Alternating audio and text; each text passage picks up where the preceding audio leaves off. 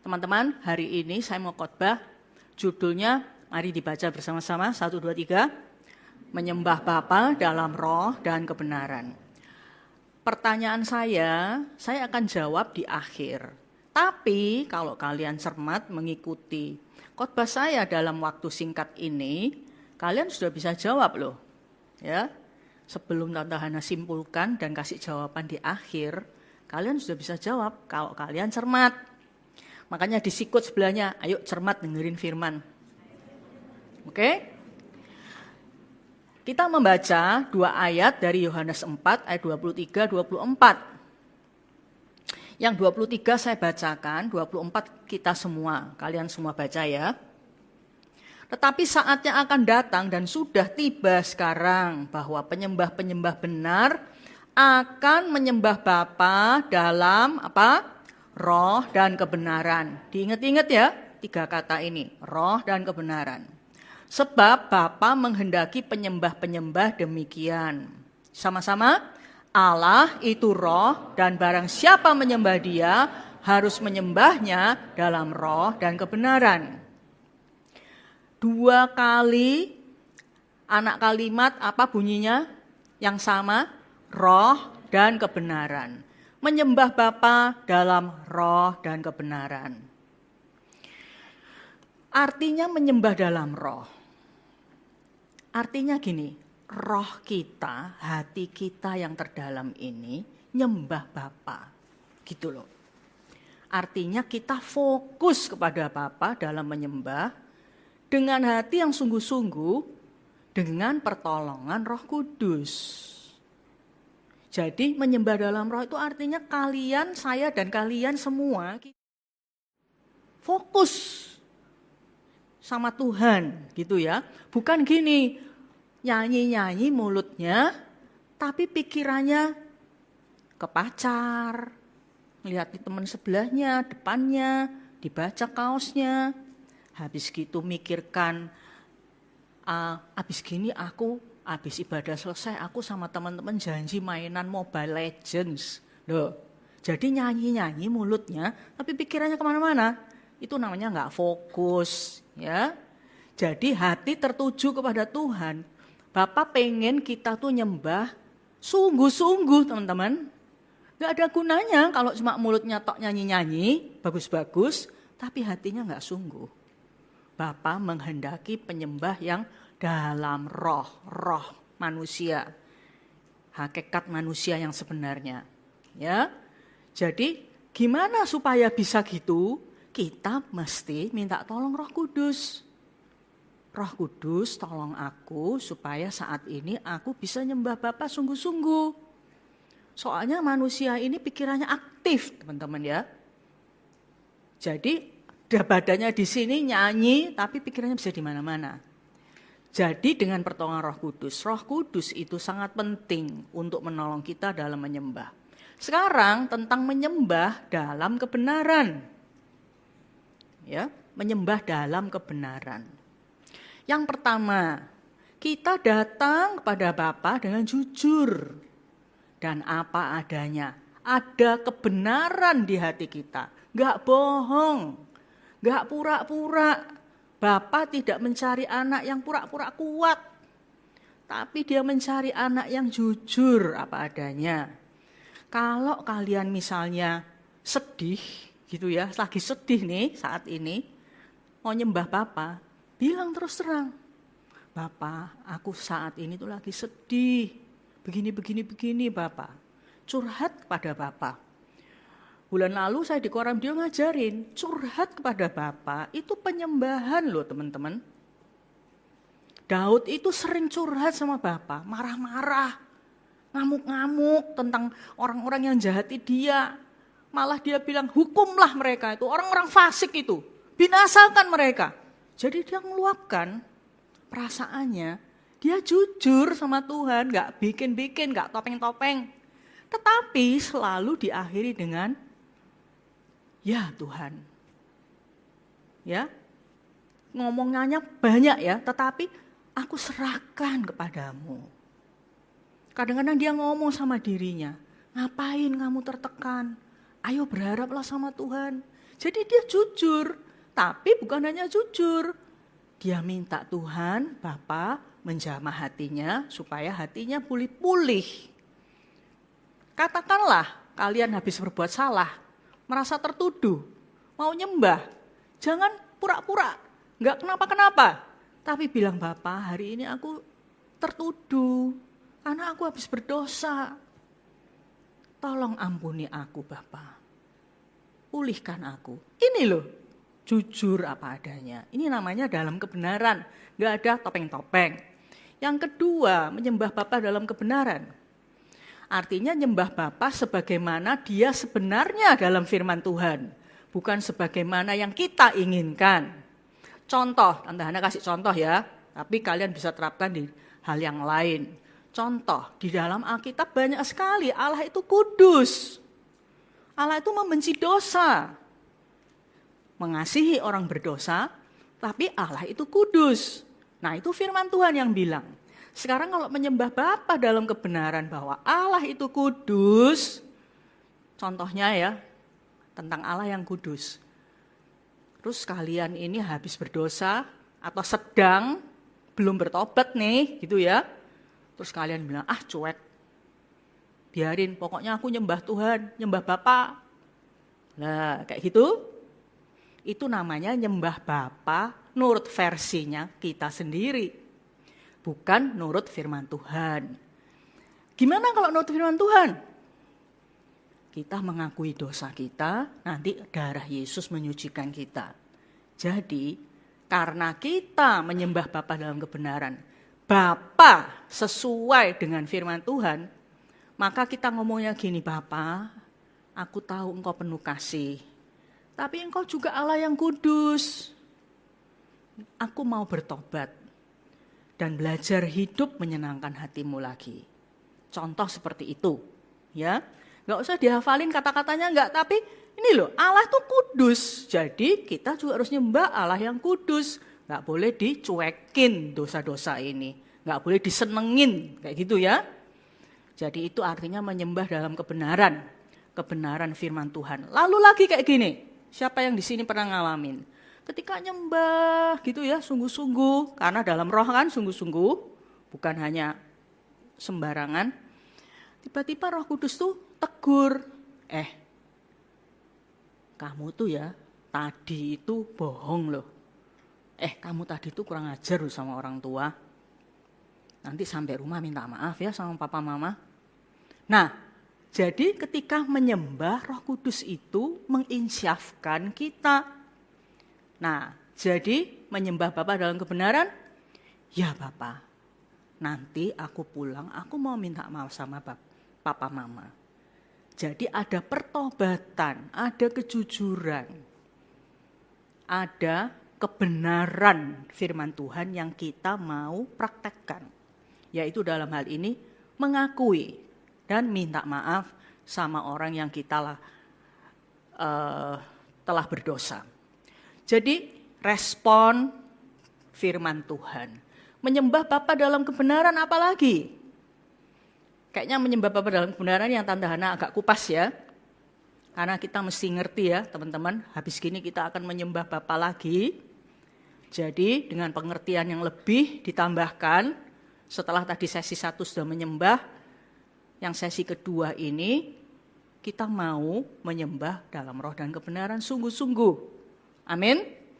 Nah, yang ketiga artinya kita menyembah itu berpusat pada Kristus. Semua katakan berpusat pada Kristus. Bukan kepada sensasi-sensasi rohani.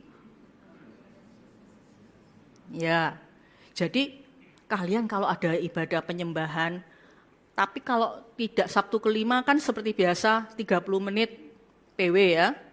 Itu tetap PW loh itu, tetap menyembah loh itu. Praktekkanlah. Jadi bukan tunggu kalau Sabtu kelima baru dipraktekin. Enggak. Jadi setiap kali menyembah dengan nyanyian pujian, segala macam itu, kalian jangan gini loh, nanti tak lihat siapa yang main keyboard, siapa yang main drum. Wah enak ini, nah. Nanti aku bakalnya sungguh-sungguh nih mau nyembah Bapa. Enak nih, tim musiknya bagus. Tim PW-nya, tim WL-nya enak suaranya. bagus kepemimpinannya, wah seneng. Tapi kalau dilihat, wah kok kayak gitu ya orang-orang belajaran semua, wah nggak enak ini. Kamu diem aja, males. Nah itu namanya nyembah nggak berpusat pada Yesus, berpusat pada sensasi-sensasi rohani. Gini lagi, hari ini aku nggak ketemu Tuhan tuh, kenapa? Soalnya nggak ada merinding-merinding, nggak ada getaran-getaran. Itu sensasi-sensasi rohani nggak penting banget teman-teman ya.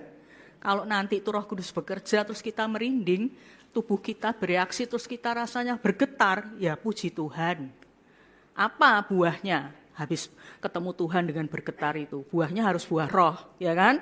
Perubahan hidup kan gitu ya. Mendingan nggak usah merinding-merinding atau bergetar-bergetar, tapi ketemu Bapa. Kemudian hatinya berubah. Ada pertobatan, ada pemulihan. Nah, di situ Tante Hana tulis gini loh. Jadi kalau berpusat pada Kristus, nyembahnya, tujuannya bukan sensasi rohani, teman-teman. Orang karismatik terkenal ngawur-ngawur tuh di sininya pakai sensasi-sensasi rohani. Tapi kalau di gereja kita saya nggak pernah lo ngajarin berpusat pada sensasi rohani. Malah hari ini saya bilang berpusat pada Yesus. Jadi maksudnya gini, kalau nyembah, bilang, Bapak, aku datang untuk ketemu Engkau. Aku rindu ketemu Engkau. Mungkin kalian diumumkan nih, oh nanti Sabtu 30 Mei itu ibadah worship. Langsung seneng ya. Seneng kenapa? Karena firman Tuhannya singkat, nyanyi-nyanyinya yang panjang, enak, gak bosen, kayak gitu. Jadi senengnya harus lain. Senengnya harus gini, wah nanti aku di worship service ya, aku mau ketemu Bapak. Gitu teman-teman. Karena kalau kita ketemu Bapa, pasti ada sesuatu yang istimewa yang kita alamin. Entah kita diinsyafkan dari dosa kita diampuni, hati kita plong. Entah kita diperdamaikan dengan musuh kita, karena kasih Kristus itu melumerkan segala kebencian kita. Atau kita ketemu Bapa, dapat hati lagi untuk jiwa-jiwa terhilang. Atau kita ketemu Bapa, kita merasa dipeluk, merasakan mengenal Dia dengan sifat-sifatnya yang lebih utuh. Semua itu mengakibatkan pertumbuhan pengenalan kita kepada Bapa. Otomatis pertumbuhan rohani kita. Jadi semua orang kalau tahu ada worship, tiap Sabtu pasti ada worship, semua pengen ketemu Bapa. Bilang sama sebelahnya, di dalam PW, ayo rindu ketemu Bapa. Ya? Di dalam PW, termasuk yang WL, termasuk yang singers, termasuk yang tim musik. Para pemusik kalian ketika main instrumen, kalian ketemu Bapa enggak? Gitu loh. Kalian ngalami encounter dengan Tuhan enggak? Jangan sampai chordnya persis, iramanya persis, aransemennya sempurna, nggak ada kekurangan. Tapi sebagai pemusik, sebagai WL, sebagai singers nggak ketemu Tuhan, cuman capek. Nah, salah loh ini, teman-teman. Apalagi tim PW ini ya, yang kerjaannya nyembah, tidak terbatas pada nyanyi-nyanyi saja, tapi hatinya ketemu sama Tuhan. Itu yang paling penting, teman-teman. Karena kita anaknya Bapa punya relasi yang sungguh-sungguh real. Relasi bukan yang abal-abal. Kayaknya dekat sama Tuhan tapi jauh. Tapi benar-benar dekat, benar-benar kenal, benar-benar taat. Kayak gitu teman-teman. Jadi semua kita, bahkan Tante Hana pun jangan sok pinter ngajar-ngajar orang. Ngajar-ngajar firman Tuhan ini penghakiman Tuhan lebih berat kalau Tante Hana macam-macam. Harus betul-betul ngalamin. Gitu teman-teman. Ini yang artinya menyembah dalam menyembah dalam kebenaran arti yang ketiga. Jadi berpusat pada Kristus.